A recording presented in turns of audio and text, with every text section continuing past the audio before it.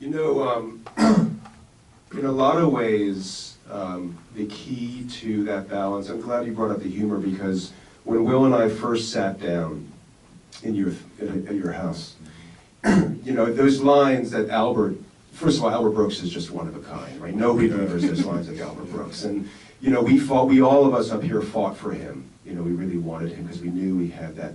But, you know, Will and I said, and Will says, because he's made a lot more movies than I have, if you can make this movie and keep humor all the way through it, and I think the last laugh in this movie really comes just 5 minutes before the end, you know, with Albert, then we will have done something really unusual, because, you know, you don't go see a feature film for information, you go to feel. You go for emotion. And humor, even if it's black humor or mordant humor, is humor, and it's a release. African American, we prefer African American. But there's even Jewish humor. You know? So, you know, to me, the key for that is casting. You know, for 2 weeks, I had Will, I had Albert, and I had Alec Baldwin on set.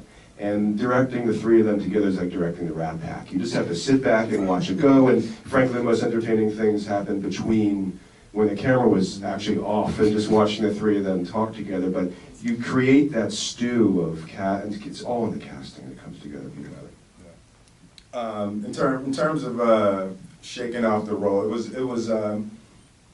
you know, it was heavy. You know, we were shooting in Pittsburgh. So every day, the family members of some of the deceased players would be there. For example, the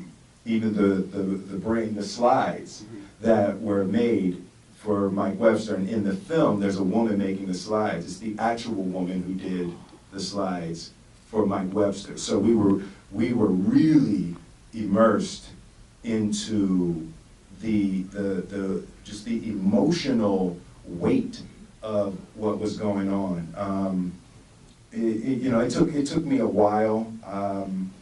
There was the part, you know, my son was a football player, so as a parent, I had no idea that this was even an issue.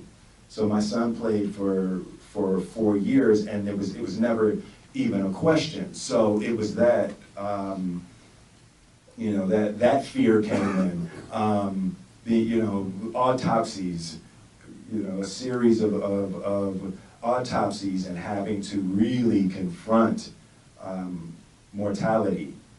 I think there was one day, it was a Friday, and I had seen 3 autopsies, and I just wanted to keep going because I knew it was something that Bennet would do every day. So I wanted it to be natural for me. So I think it was 2 o'clock or something like that, and we called, and the morgue said, "I'm sorry, there's no bodies." And they said, "You guys can come on Monday morning." But by 8 a.m. on Saturday morning, they had 3 bodies. And it was like, there were people at 2 o'clock on Friday afternoon that had no idea that their autopsies were going to be done at 8 a.m. And you remember, it was the girl, and she had a cover on her arm that she had just gotten a tattoo. It was a fresh tattoo, you know, and it was just that, you know, constant barrage of the reality of the fragility of humanity. You know, it took a very heavy toll on me. So it took me probably three or four months to really just shake it off completely, where you're not dreaming and images aren't popping and all of that. But there's a certain weight that stays with it. 2 weeks ago, I met Junior Seau's daughter for the first time, and she was with the mother of the youngest high school player that committed suicide because of CTE.